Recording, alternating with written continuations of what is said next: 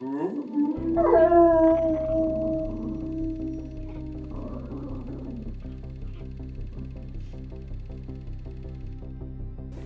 an exclusive one-on-one interview with the man who heads this sprawling complex known as the Air Force Foreign Aerospace Science and Technology Center, we got some surprising answers.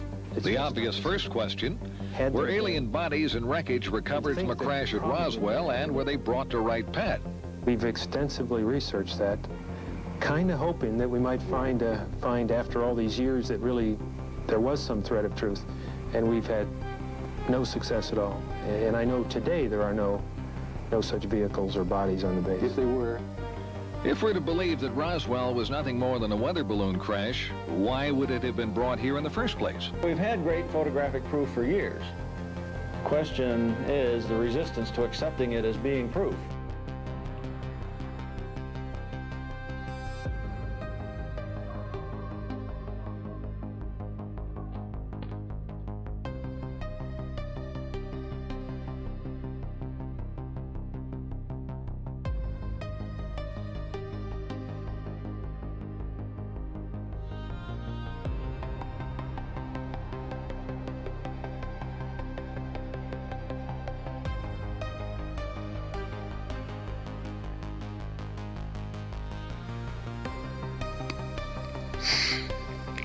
Skeptics have often said, you know, if this stuff were real, you would have photos and videos.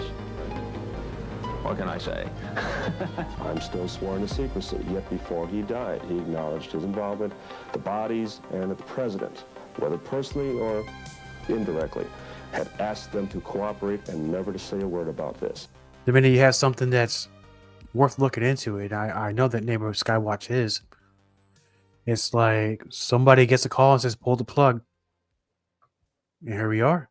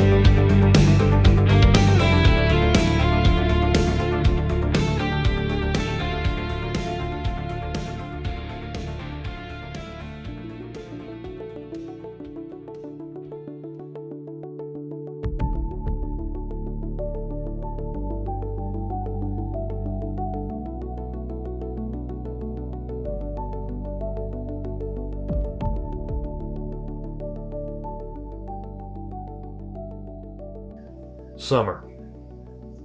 It's a word that sparks a feeling of freedom, a longing for adventure. It's the time we trade the familiar for the unknown, venturing out to create new stories and chase unforgettable moments.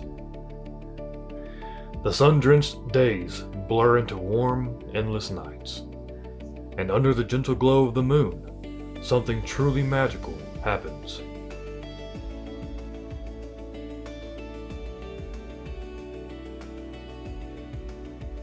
All across the globe, a different kind of gathering is taking place. CE5 groups come together, drawn by shared fascination and a sense of wonder. Tonight, we are in an undisclosed location. We are going to try to capture some strange occurrences in the night sky tonight. We are doing a CE5 meditation event. We got a thermal imaging camera set up and got a couple other cameras about to go for us. And we're out here in this beautiful open field and we're going to see what we can capture, if anything at all, and try to record it for all you see out there. There is quite a lot of going through my head right now. I'm going to try to keep my frequency up, as everybody has been talking about. I've been told that the balls of light that float around above us and near us and all that, they're a very playful sort. I'm going to try to be just like that, you know, have a good time tonight. And if I'm able to see, sense, hear, or feel anything, it's going to be hard to believe at first, but if it keeps on happening, I'm going to be like, yeah, this is pretty interesting. Old friends and new faces unite. Their voices a low hum of excitement as they share tales and experiences about making contact with non-human intelligences. This is a community built on curiosity and the belief that we are not alone. This year, the energy was particularly electric. The familiar presence of Mark Hagerling, who once again officiated the events, set the stage for what was to come. Joining him was Zach, whose deep knowledge and insights on the subject of CE5 added an extra layer of anticipation to the night. My name is Zach Euclid. I've been doing this for probably about 5 years now altogether, as far as learning off of the information from Dr. Greer. And he's the one that got me started on the whole CE5 path. And basically, I was watching Ancient Aliens and I was curious, like, how is all this stuff possible? How are they building these pyramids and making these ancient temples out of one stone? And, you know, how are they doing all of this stuff? That basically led me down the path of geometry and physics. And that's what led me to Dr. Greer. And initially, I wasn't interested in knowing, I wasn't sure, I was pretty sure there was other life out in the universe, but my main goal was just understanding how these ancient megaliths and things were possible. And then Dr. Greer kind of put those pieces together with the information that he had, and that led me into, well, holy cow, people are actually already making contact with these beings, and they do know these things. All right, so there is some cover-up going on. And then I found out how to make contact through Dr. Greer, and he taught us all CE5 and everything. And that's basically what got me down this path. It wasn't my initial idea to start making contact with beings, but now that I understand it all, I really enjoy it. And it really helped me learn how the universe works and all the math and science behind it. And that's really where my interest started. The evening started like any other, filled with shared hope and quiet reverence. But little did we know, we were on the brink of an incredible journey. Over the next 2 months, a series of mind-bending events would unfold, culminating in the most compelling evidence we've ever gathered. It was a summer that would change everything. A journey into the stars that brought us closer to the truth than ever before. Always need to learn these things at the beginning. It's fairly cloudy-ish tonight, but if it was clear in the evening at the beginning of these things, right after it gets dark, because it's when you see the satellites. So you see satellites after dark for a while, for an hour or two. And that's because the sun has only just gone down, but it's still shining up above on the satellites. It's not too far down over the horizon. And it will light them up for a while until it gets too far down, then it won't hit the satellites anymore. And that's how that works. Yeah. If you ever wondered. Well, we get a lot of them. This laser right here used to have a little science background, so the light in this laser is called coherent light. So and it's the reason why it's so powerful and straight, because instead of different waves going sort of in the same direction, but kind of all different sizes and directions and stuff, all the waves in the light that's coherent are all synced together like this, you know. I don't know if you can see me, but you're going like this, and that's what keeps it tight and directional like that. So think of us as becoming a giant, powerful, coherent force of love. And I understand, not in detail, but from what I understand, this is something that makes it easier for them to connect with us. And it's better for us to connect with them with this too.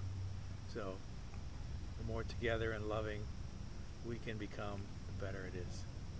As our group sat in silent meditation, a thermal imaging camera captured something incredible in the sky above us.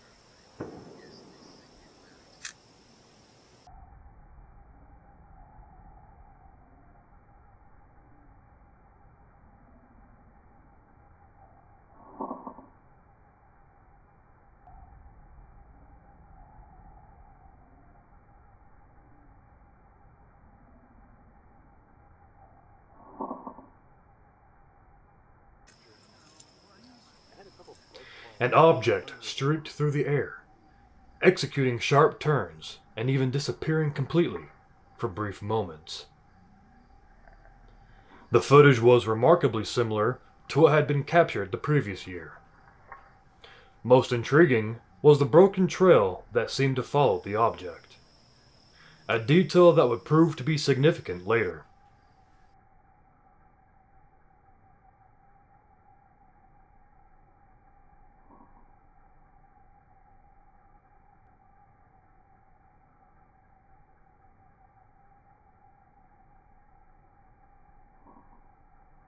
As the night ended, we said our goodbyes, buzzing with excitement and eager to return the following month.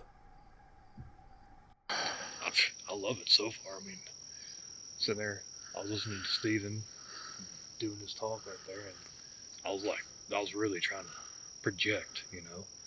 Like I was getting the details of our landscape. I was getting the shape of America. I was following everything he was saying to do.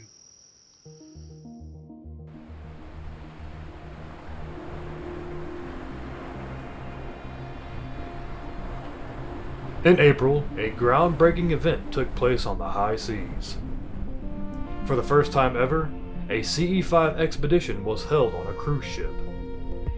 Guided by Dr. Stephen Greer, the event brought together hundreds from all over and was attended by our very own Mark Hagerling. Yeah. There we go. Wow. Are the cameras working anymore? Or are they still Wow. See that? It's not moving. Oh, wow. Stationary. It's like the one that came over. And the shooting star is going to happen. Just so happens to happen right here. That looks great. So you never hit an object direct, you make a circle around it, right?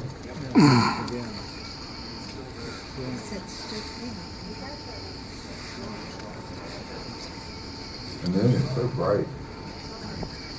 By the way, if it were a dark night away from the lights of the ship and that moon, it would be that. It would be very, very bright. What direction is it looking in there? That must be northeast. Yep. It is 60 degrees. East northeast at about 40 degrees. They like this story, by the way. So what you'll find is that when you do this with me for a week or something, and we're out, when they like, they'll do, the ETs will accentuate comments, well, it must have happened, what, 4 times? Yeah, about 4 or 5 times. Now, during the quiet meditation before, there were 4 different objects in the Big Dipper, and one that came on and off right above us. But this, I was told from some people that behind me, I can't look that way, that there were a number of these objects.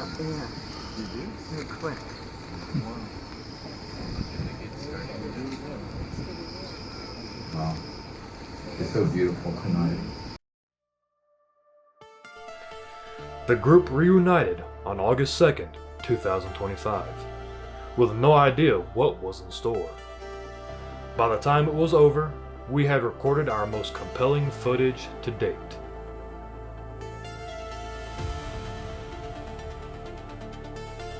A storm was brewing outside, but that didn't stop anyone. The forecast called for rain, forcing everyone inside, just like last year.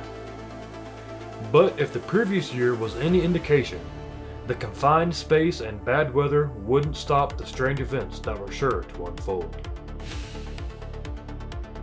The group gathered in the small room. 2 standard cameras and a thermal imaging camera were set up to capture everything happening indoors. A Psionics night vision camera was positioned to watch the world outside, waiting to catch a glimpse of anything out of the ordinary in the dark. There was also an EMF meter and a Geiger counter. The stage was set. And here we are in a cozy setting here inside. It's been raining outside and still kind of a little bit of stuff coming out from the sky. But this is nice. All right, so I was checking out another meditation. So I'm not going to use the same one I've been playing, but you probably heard it more than once. Yeah, probably. So I was digging on this one yesterday and thought you guys might too. This is the one I was walking around outside and really connecting to it. I had this mindset. Maybe you might try it. It seemed like it really locked me into remote viewing better. A skill that I'm still trying to master. But there's the thing, coherent thought sequencing. Have you guys checked that out yet? I have a little bit. So where you envision where the sun is, and you bring people close. You bring the ETs closer and just guide them in to where we're meeting.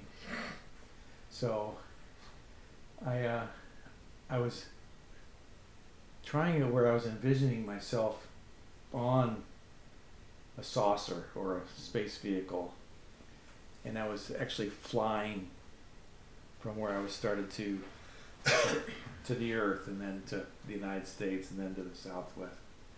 And it really was effective. I really felt like I was viewing the whole thing coming from my craft, and they were just kind of with me, when I was guiding them all the way down to here. It's just an idea. You might try that and see how it feels for you. What you want to do is try to visualize whatever's out there and show it where you are here on Earth. I haven't watched this in a little bit. And it won't take that much longer. You'll see it when it gets really close and everything.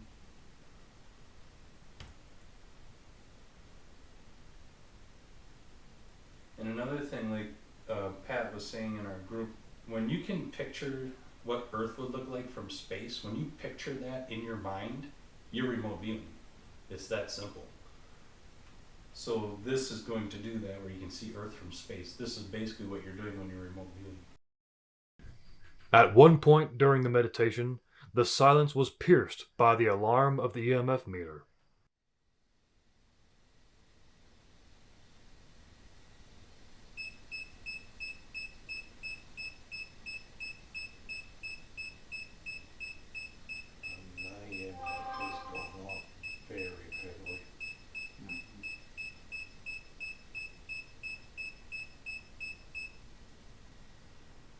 Moments after, a cell phone received a message, which could explain the sudden spike. This event, however, would come back into play later in the night. The meter continued to pick up spikes in the RF field throughout the session. A baseline reading was taken before the meditation began, with a reading of 0.0.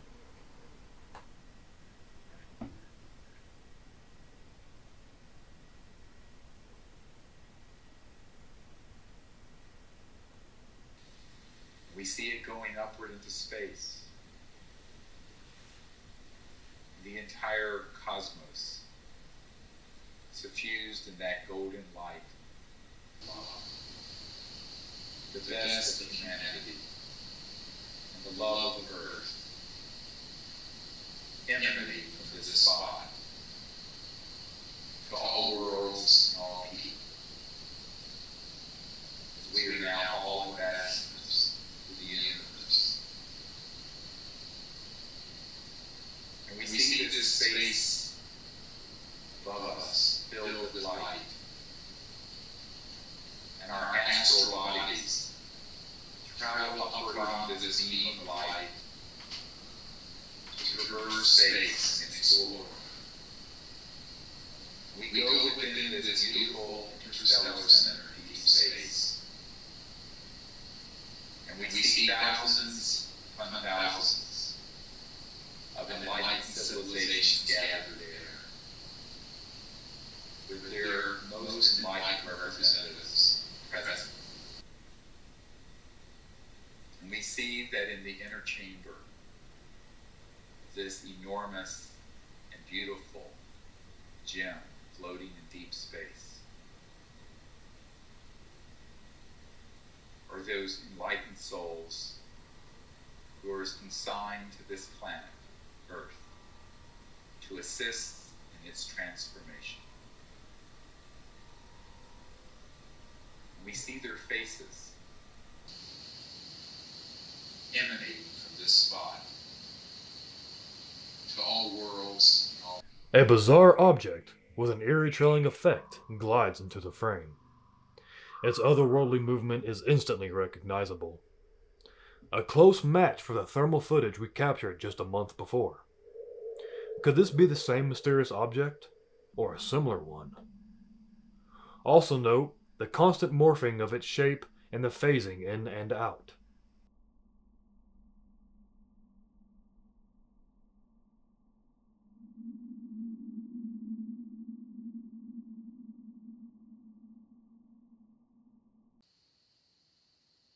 Emanating from this spot to all worlds and all people.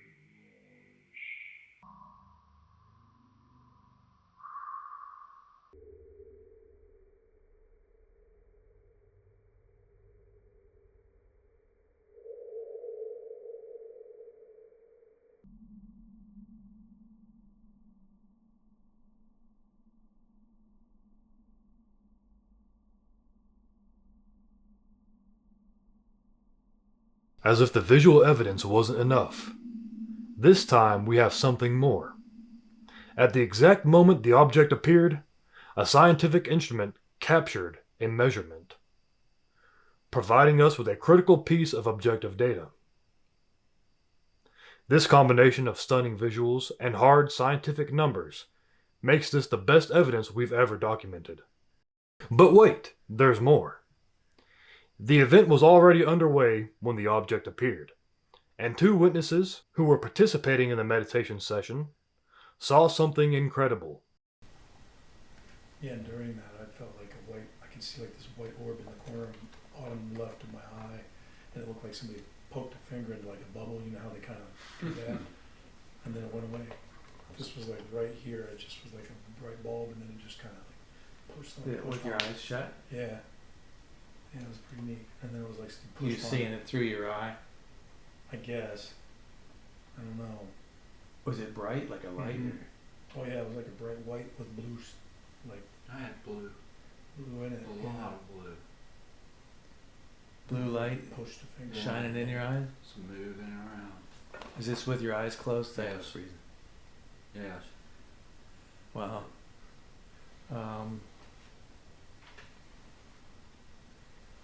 That's interesting.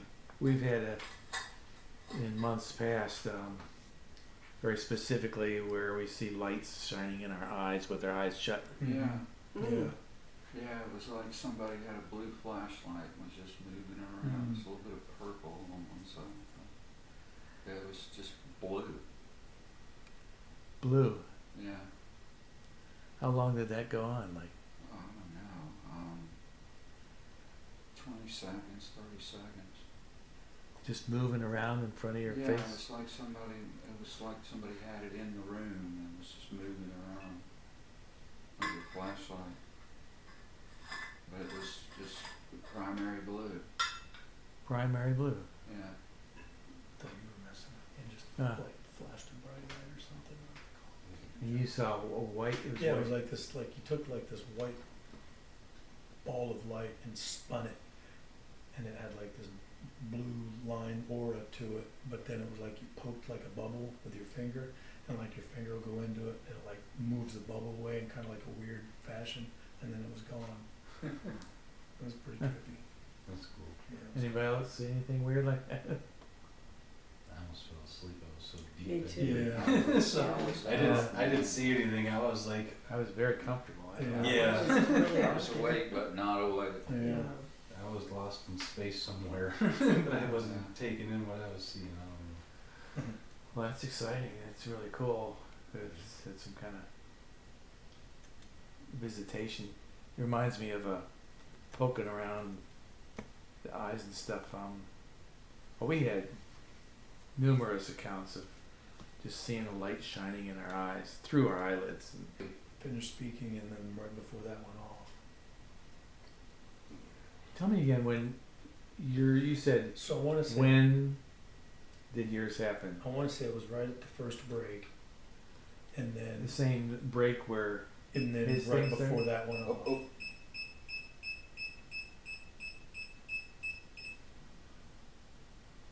it's like 4 meg. Oh, it was up in the 20s earlier. I just got mega goosebumps. So, you believe it started right at the break, which is also the same time that happened. Yeah, and then when I was just thinking about it, that thing goes off. So what? And this thing happened here.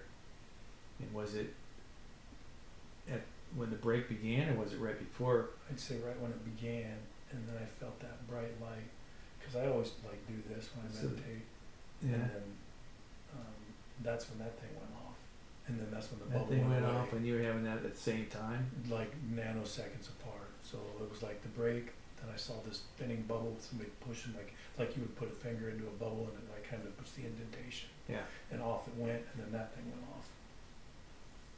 So that's like a good example of a little bit of high strangeness. Yeah, I mean it's You I'm, know, I'm open to anything. that happened. Yeah. But it happened when that happened. You know, and that happened. The machine did a thing. You know, that's gives it a lot more. It doesn't mean that things that aren't highly strange are not false. Right. You know, but something was, here an energy, and the ETs. We used to, but something that it just reminded me of is people would sometimes not complain, but comment that something was going on with their heart. Mm. You know, Pat would, her first experience with that was she was at her first thing, and she said, what's going on? And she didn't want to say anything because she thought, oh my God, I'm having a heart attack or something. The fluttery. It's a good thing I'm here with Dr. Greer. He's an emergency doctor. And she wasn't going to bring it up, then she finally did. And then Dr. Greer commented about how that the ETs, they like to come and check out people's hearts a lot of times. Certain ETs, they'll come and, I don't know what they're doing. They're coming and feeling your heart or something, what that means, but that's fascinating. it's a common thing, you know. So I don't know if that applies to you. It's a different thing, but yeah, that could have been checking you out in some way. I could feel the flutter too. Like you mentioned that, it was like I was getting like flutters. You know, You fluttered? Like little like flutters, like adrenaline rushes. You had that? Mm-hmm. At the same time? Yeah, like right around the whole time I was meditating, I kept getting them on and off. But I get that when I meditate. I end up. So that's not new to you, though. So not the fluttery. That's probably not related. Probably not, but I don't know. Yeah. I don't walk on water, so it's possible. You kind of do. We all kind of do. Yeah, that's true. We're all on the ocean. That's true. And then very often, in fact, almost all the time, when there's one person experiences something, is somebody else experiences the same thing or something similar. And well, yours was blue, but you had an experience too. Yeah, it's not uncommon. Anything that takes place, you know, strong heartbeat. That's not uncommon when I meditate anyway. But I've never seen blue before. Yeah, I'm talking about the light stuff. The Oh eyes yeah, light. no, I've not seen that. You both before. saw It a seemed light like thing it around was your eyes. coming through my eyelids, and it was as bright as, like, it had to be in the room. But I'm sure, you know, I was just something that was going on. I was digging it. Could be the same folks that have been Yeah. visiting us. I've had it. I didn't speak up when it happened to a bunch of us. This is last year or a year before. And I'm you know, I'm the one that says to speak up. And I saw this light in my eyes and I didn't say anything. Yeah, I don't know if it's the same folks or not. It could be the same. I mean, it's been over several months, you know, over a couple of years. I mean, it need to be the same. Maybe it's the same group. One of the things they found out too is the peripheral vision, the side of your eye, can actually see more into like the other dimensions than our straight normal eye. So if you see something on the side of your eye, chances are you're seeing it. Yeah. And your straight on pupil or whatever can't pick it up. Yeah. And I forget all the details. Oh, I see Is that what that stuff was? all the time out of my peripheral, all the time. Yeah. Yeah, that I But they were floaters. Floaters, yeah. Their testimony adds another layer to this already mind-bending encounter. As the night came to an end, everyone left with their minds racing, trying to process the extraordinary events that had just taken place. With so much to unpack and analyze, a new chapter was about to begin. The time had come to compile everything we'd gathered and prepare to share it with the world. It was like a flash of light in the bottom left-hand corner of my bottom right-hand corner of my left eye. So I saw a bright flash and then it went away, but it was like orb, I guess after the fact, kind of like drifting, you know, until I thought it was a floater at first, but obviously it wasn't because I could follow it. Floaters you tend to look at and they kind of disappear. But this one I could follow while my eyes were closed, and it kind of stayed in one location. And then as we started to come out of that meditative state, it disappeared. So, and it was a purplish hue, had some blue to it, some pinks, but the initial contact, or whatever I would call it, I guess, would be, I guess, contact, I don't know, was a bright flash of light. It just kind of came on and went away and then slowly appeared into like an orb state. So it came and then it came quickly and went away, but then it came back. Correct. So correct. At first I was going to open my eyes, but I figured I'd ride that out and see what happened. I've been trying to reflect on this since that evening, just because I knew we were going to have this call.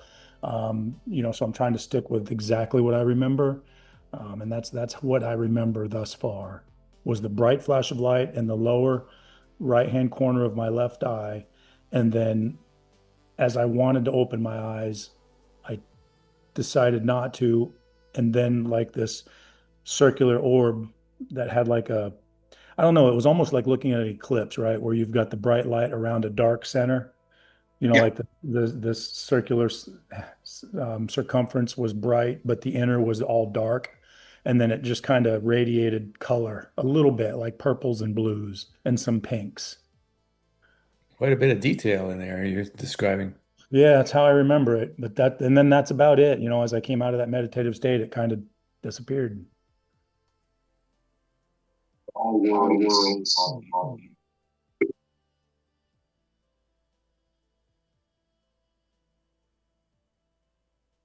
Huh.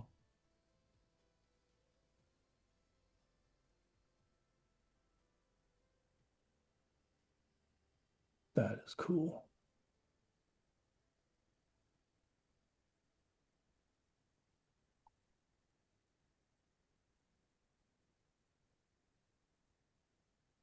Even the trace shows a darked out center as it moves. Mm-hmm. And that's how I remember the darked out center. Yeah, I mean, I'm a true believer. I just want to navigate through it more to understand that, number one, I'm not alone thinking about this stuff and seeing these things. I mean, up here where I'm at with no light pollution, the other night I just had a break in the clouds during that meteor shower, and that was mind blowing where I live right now. I mean, I feel like I could reach up and grab them. I tried spending a lot of time navigating through what I experienced, and that was the best I could, recollect, was exactly how I described it to you guys, So we matched it up with the audio recording, and you can tell the meters were going off, so we knew something was going on, which is really cool. It ties it together. It's always good to have, some other pieces of confirmation. And what I noticed about the orb was its strange flight pattern. It looked like it shot up, jolted back, and then went forward. So it was almost like an old cartoon. If you would have seen Superman fly up, lean back, and then shoot forward, that's kind of what it looked like. It looked like a being that was actually deciding its flight path and then heading in that direction. And I found that really strange and unique. Usually you just see a ship going in one direction, or it's zigzagging or something like that. This one looks like it made a decision mid-flight and then decided to take off, and I thought that was really cool. And to me it's interesting because when I look at plasma through the different states of matter, when David Bohm was working with Einstein, he concluded that matter is basically frozen light. So if you look at a piece of ice, it appears like it's frozen, and it's really just energy in a low vibratory state, so it appears solid. The second state of matter is going to be liquid, so in this case it would be water, and it's just a higher vibratory state as you keep going up the ladder. The third vibratory state is going to be steam, and then the fourth one is going to be plasma. So plasma is going to be a really high vibration, and you can look or think of it in terms of consciousness. So as things become more high vibratory, it's that sentience that gives us our own sense of awareness, and it becomes more intelligent, it becomes more loving, it starts understanding itself in the universe a whole lot more. So when you're dealing with plasma, you're dealing with a high level of conscious intelligence, and that's what's going to let you know just from physics that it's going to be more intelligent, more loving.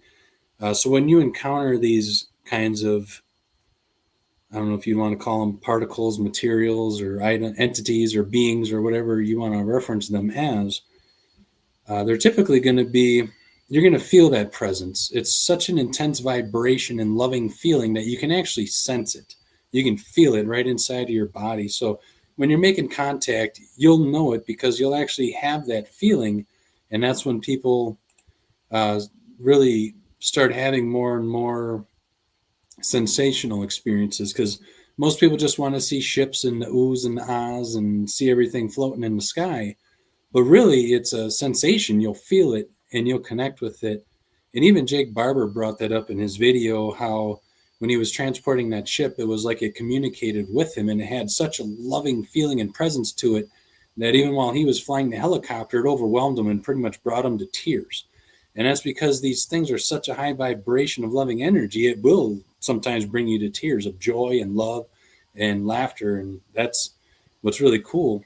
And speaking of which, there's some people that kind of have fears about doing contact, and they're worried about summoning or having interactions with these low vibratory beings that they think are going to do them harm. And it's really not the case, because you're only going to be in contact with these higher sentient beings.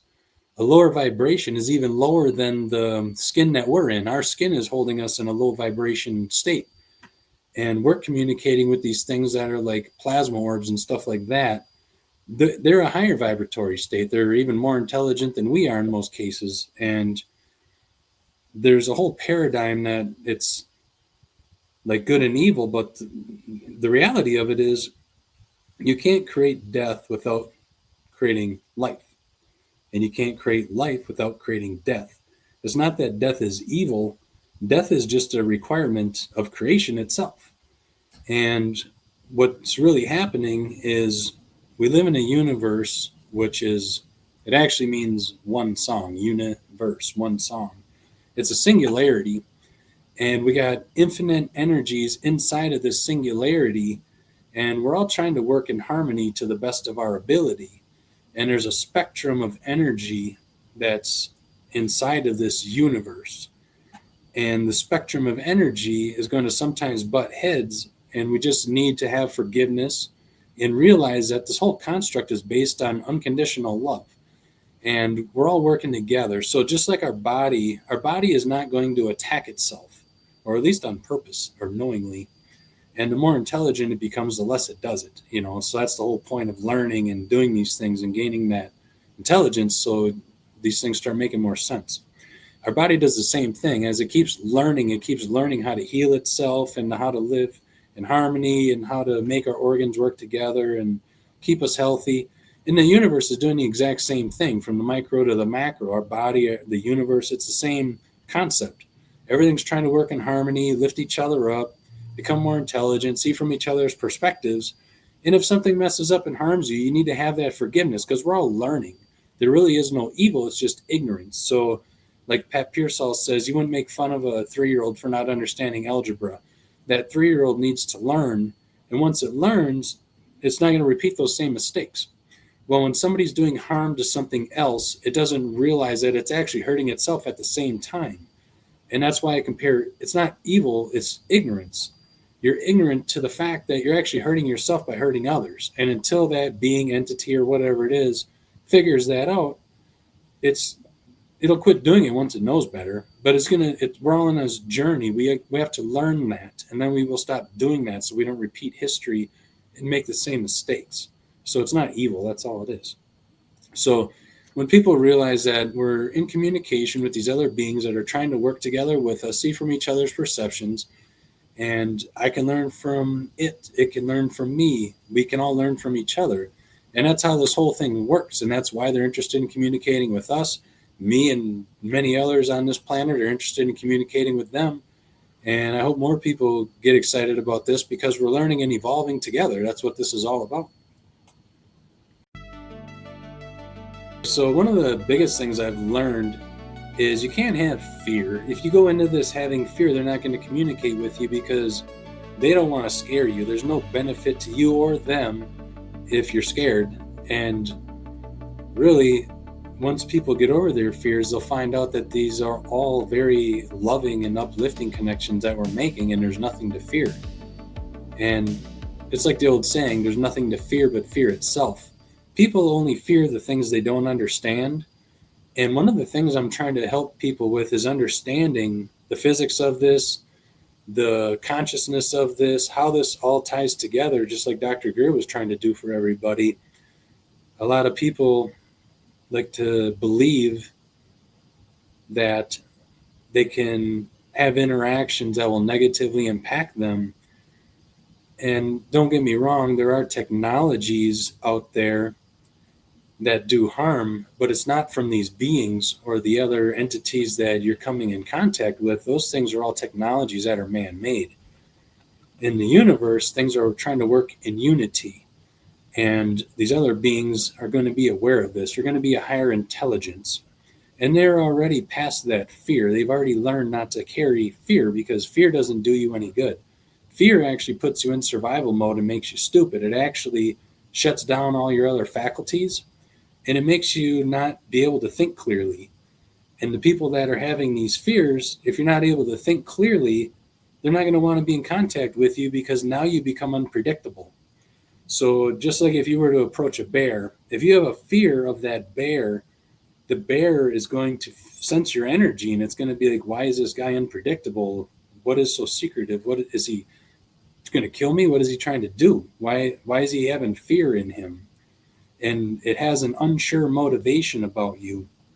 Well, when you get rid of that fear and you realize that you're working in harmony, let's say you approach that same bear and it realizes you're just walking along enjoying your day, and the bear is just walking along enjoying its day. It's not going to attack you or worry about you. It can sense that there is no fear in you and there's no ulterior motive. You're just walking along minding your business. Well, these beings have that same sense. If they sense that you're fearful or something like that, they're going to be like, well, what's this being's motive?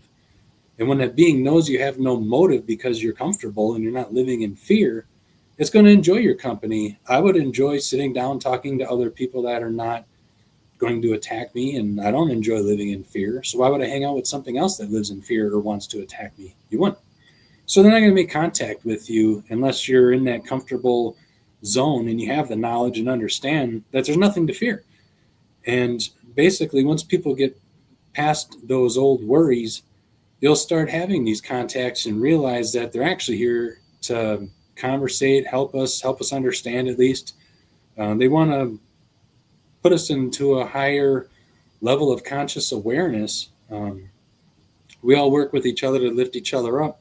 They may come here to observe us and try to understand why we think the things we do and act the way we do. Well, we're going to have the same questions and concerns and interactions with them. Not concerns, but questions and, for lack of a better word, I guess, like we're interested in, why are they here? Are they testing the soil and just seeing how we're evolving and checking on how we live? And like, they are probably here observing how our families are getting along and what do we do for fun. I'm interested in the same things with them. How are their families existing? What do they do for fun? And you can kind of have them connections when you're doing these C5 events. You might not get into that immediately, but that's the kind of interactions I want to have. I would like them to tell me about their family and introduce me to how they live. What do you guys do? How do you pass your time? Are you just scientists, or, do you want your kids, like on Earth, we play sports. What do you have your kids do for fun? How do you interact with them? And those are the kinds of things that we can evolve to, and we'll all become peaceful living together once everybody gets past all these fears. We're pretty much done with all the wars and all the stuff that was going on because people are evolving and becoming more intelligent. We're working past that. We're realizing that hurting the Earth and hurting each other is hurting ourselves. Well, these other beings are already past that. And that's why they're able to move across the galaxy and travel to other planets, because they've already evolved. We're still in that lower state. We're actually the ones that things would need to fear. We don't need to fear them. And they're only going to make contact with the more smarter, loving, intelligent ones here on Earth that have already figured this out, So that's kind of the goal. I want everybody to realize that doing C5, you're going to have nothing but peaceful contact. And these are some of the reasons why. And later on in other discussions that we'll have, I can go into more physics about it. We can go into more detail because I can explain it with real math, science, physics, and all that kind of stuff. So people don't just have to take my word for it. I'll give you the whole breakdown on how this works.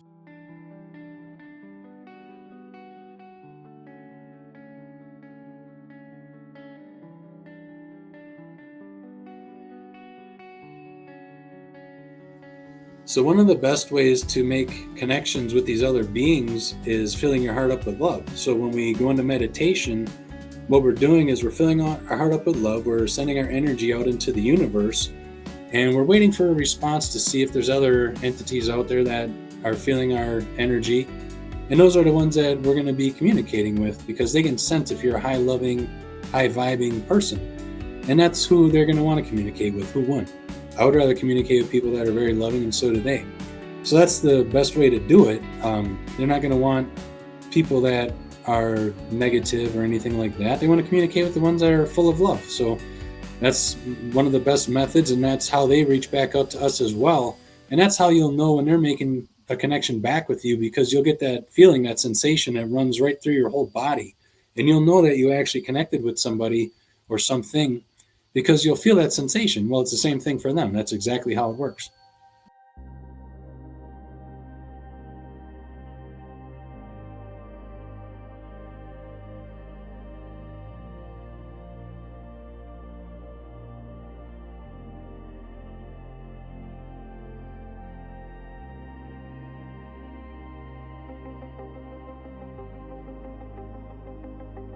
But a significant problem loomed over the project, threatening to make the release of this information much more difficult.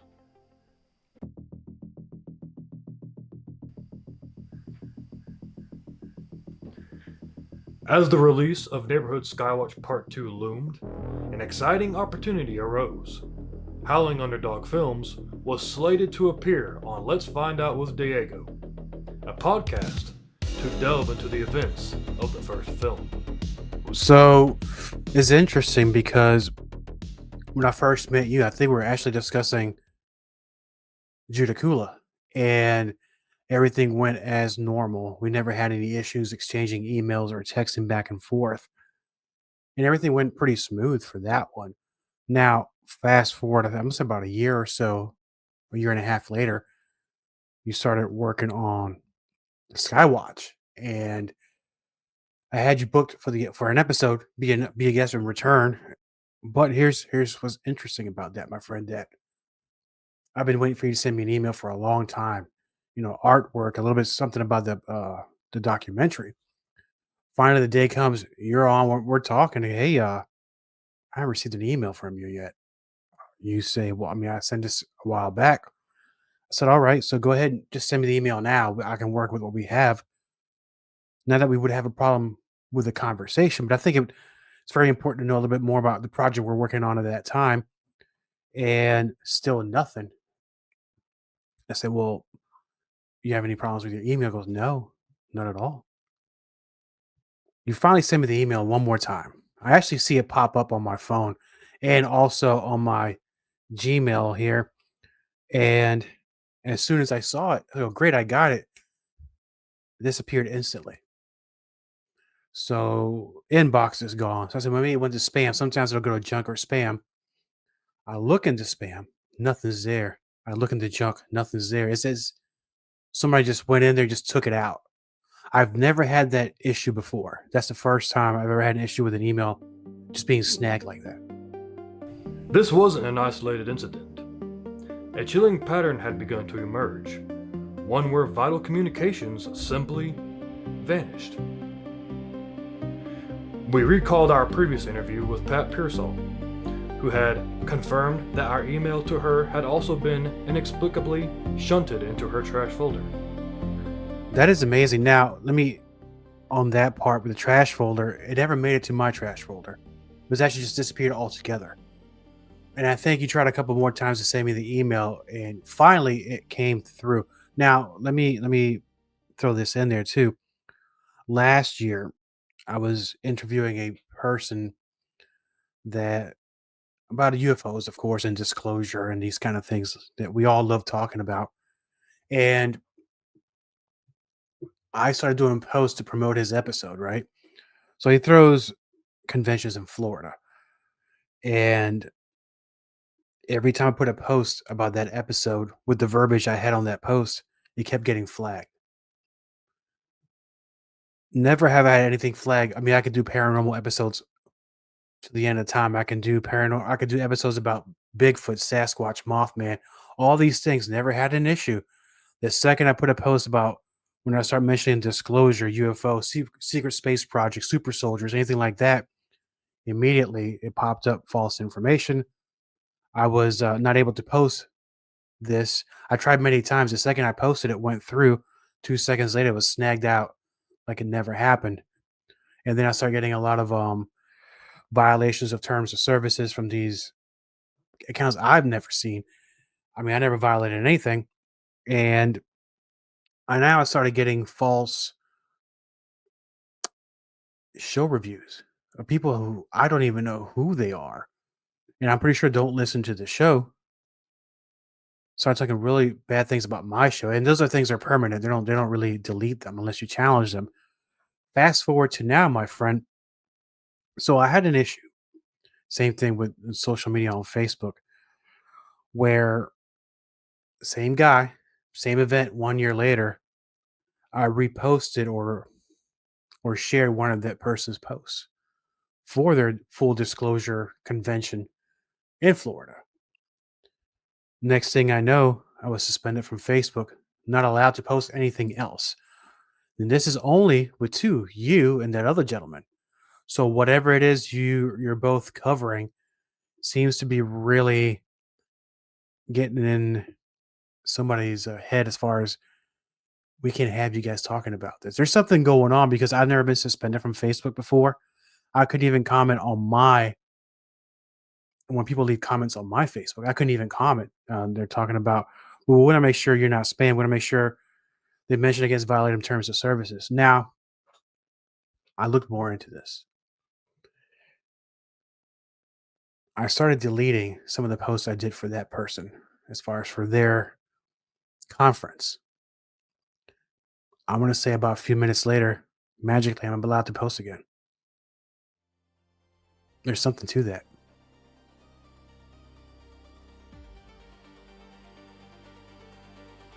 The interference wasn't confined to our inboxes.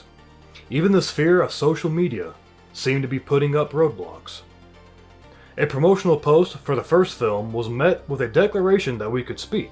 We could post, but it wouldn't matter. No one, it implied, would see it anyway.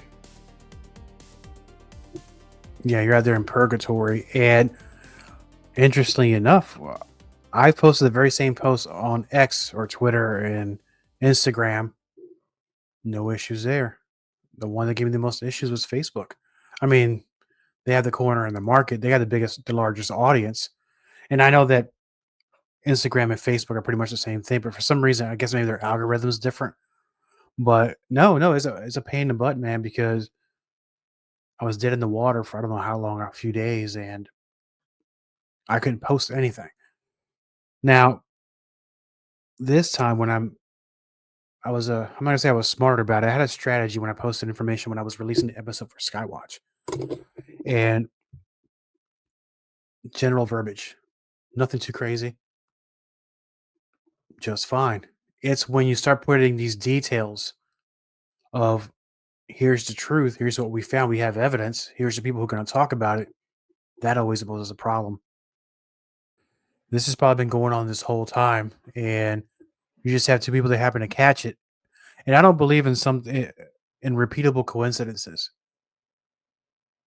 This just doesn't happen. Either it happens or it doesn't. This is one of those deals where, I'm gonna say it one more time, not to you mostly, but everybody who's gonna be watching this. That this is the only experience I've ever had where somebody can send me a legit email. I see it pop up, and then I'm gonna go open it. It disappears, nowhere to be seen. And it took multiple times, as I said earlier. Finally got the email. We're good. You're able to email me tonight, but the verbiage of the emails are different. And this is the thing right there. I think that everything's programmed to be able to catch these certain buzzwords and things like that in order to draw it back. Because hell, if nobody sees it, it doesn't exist. People eventually forget about these things, but the information has to get out there, and that's where Neighborhood Skywatch comes into play. Because now you have it there. Billions of people across the world, everybody pretty much has a smartphone. They can watch YouTube. It's there for them. That counts. The views should be higher. Why isn't it? I think we know why.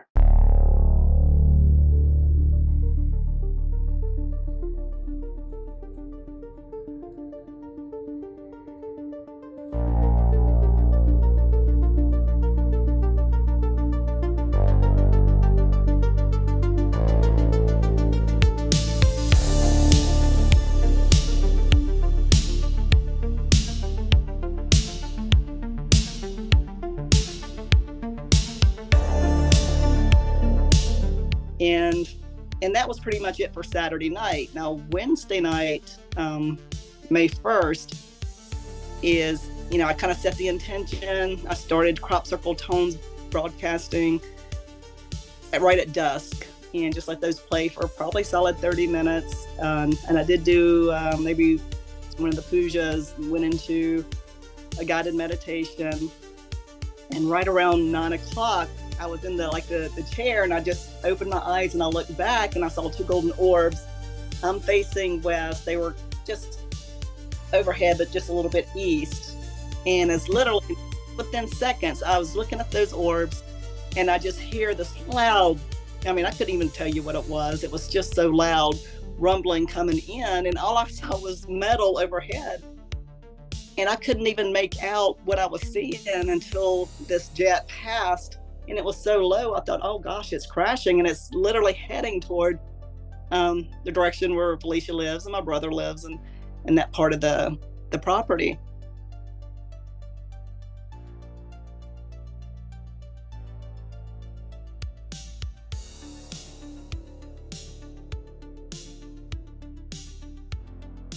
Right. Another one of those repeatable coincidences, which does not exist. I think that a lot of these things in the sky, whether UFOs, UAPs, or it could be anything, it could be something outside of that. Not everything is always UFO, of course, but they already know it's there and they're trying to catch up to it. I don't know if they're trying to catch up to it in order to shoo it away, to make sure it goes somewhere else, so people see a lot of things they quickly forget. And I'm sure that there's been massive sightings all over the world, but these stories don't get the traction it deserves, and eventually goes to a memory hole. And then we move on. Humans, we move on. We forget. Next thing, next thing, next thing. Major catastrophes can happen. People can watch it in the news. 14 days later, they're going to forget. Why? Because eventually these things get removed slowly but surely. These stories get killed all the time. I've seen this all my whole life. I'm pretty sure you've seen the same thing. But they'll let those hoax and fake UFO videos all day long. Mm-hmm. The minute you have something that's worth looking into, it, I know that neighborhood Skywatch is. It's like somebody gets a call and says, pull the plug. And here we are. But it's only been you and this one other person that I've had issues with. Every time we're getting ready to have a conversation, have you on the show, or I post information about your project or his events, it seems like something's out there. It says, not these two. We're not going to give them any publicity, no spotlight. But I think, lack of better words, I'm not going to say marked men, but you have somebody's attention, and their intention is to make sure you don't get the attention.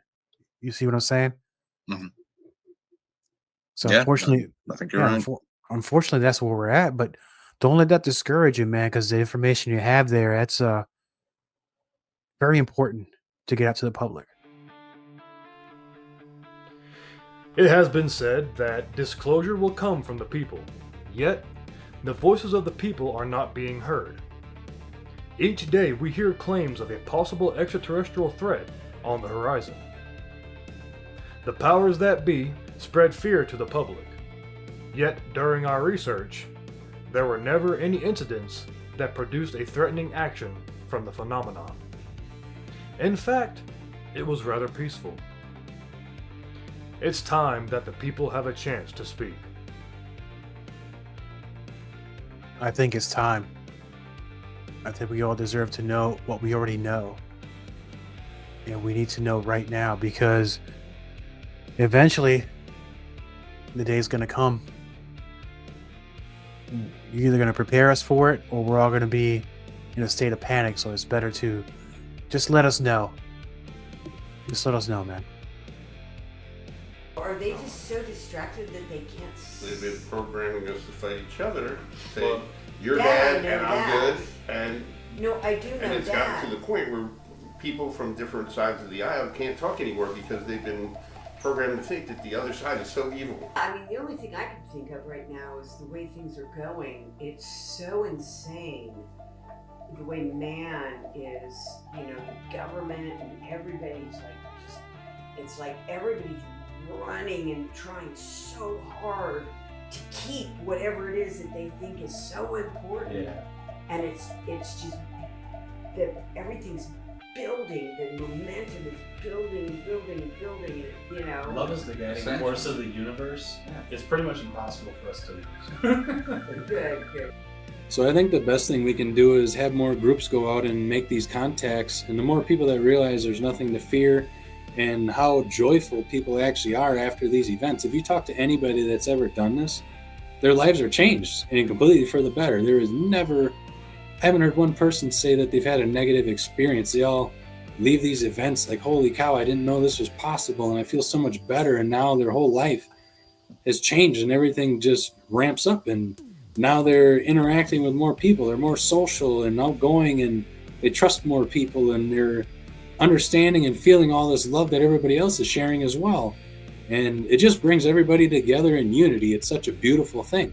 And once people start doing this, they realize that, and that's why we all get excited about it and try to tell others, because it is life-changing. I mean, this made my whole life better. Once I found out about Dr. Greer, doing C5 and Contact, not only did I learn a ton about how the universe works, everything in my life got better. I started being nicer to people. I understood that people aren't trying to be evil or deceitful, and that's why we got to use forgiveness and unconditional love. They're just learning. They're not trying to hurt you. They're learning, and so are we, and so is everything else out there. And there's a saying where our souls are just walking each other home. We're all learning, growing, expanding, and we're evolving this consciousness, and we're all trying to live in harmony to the best that we can. And I think that's the best thing that comes from these events. So I highly encourage anybody out there, if you're concerned about it or anything, just talk to somebody who's actually done these events. You'll see it right in there. You'll read it right off of their own eyes and expression while they're talking to you, how excited they are and how great of a time they had. And, you know, just ask them. And I offer anyone, go to an event and you'll see. If it's not for you, that's fine. That's understandable. And just give it a try. If you do and you don't like it, no big deal. If you go there and you have a great experience, cool, keep doing it, and you'll find out that it just gets better and better. Dr. Greer is definitely on the right track with everything he's saying.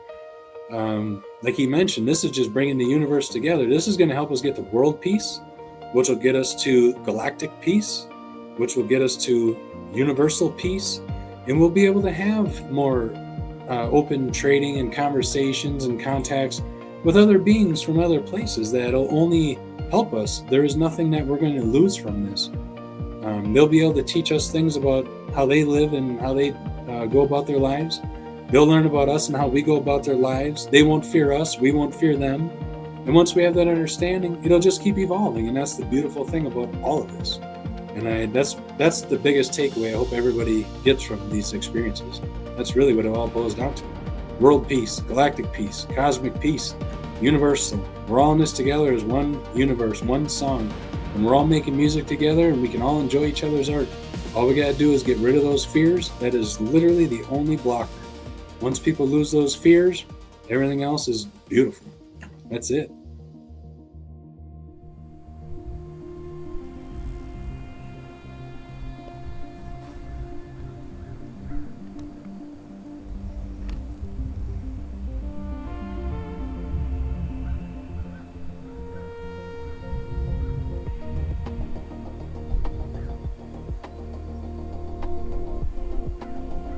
Since the Neighborhood Skywatch project launched in early 2024, our cameras have captured some truly incredible phenomena.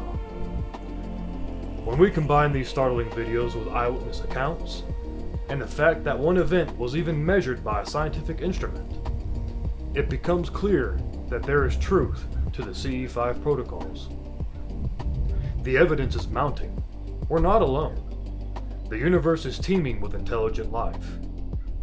and it seems our cosmic neighbors are eager to meet and interact with us. So, the question is no longer, are we alone? Instead, we must now ask ourselves, what kind of neighbors do we want to be?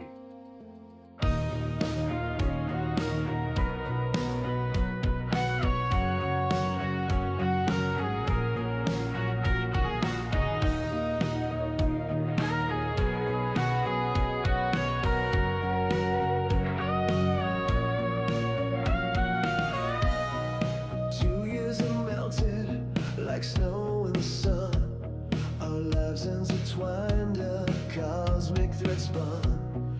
We talked of the future, the what ifs and whys, and always the question of life in the skies. A casual notion, then a spark took its hold. A neighborhood skywatch, a story untold. Under the blanket of starlight so deep, we gathered our courage while the world fell asleep. Our telescopes pointed, our hopes flying high, whispering hello to the boundless dark sky. And then a faint signal, a shiver, a hum, something answered back. Our new neighbors had come.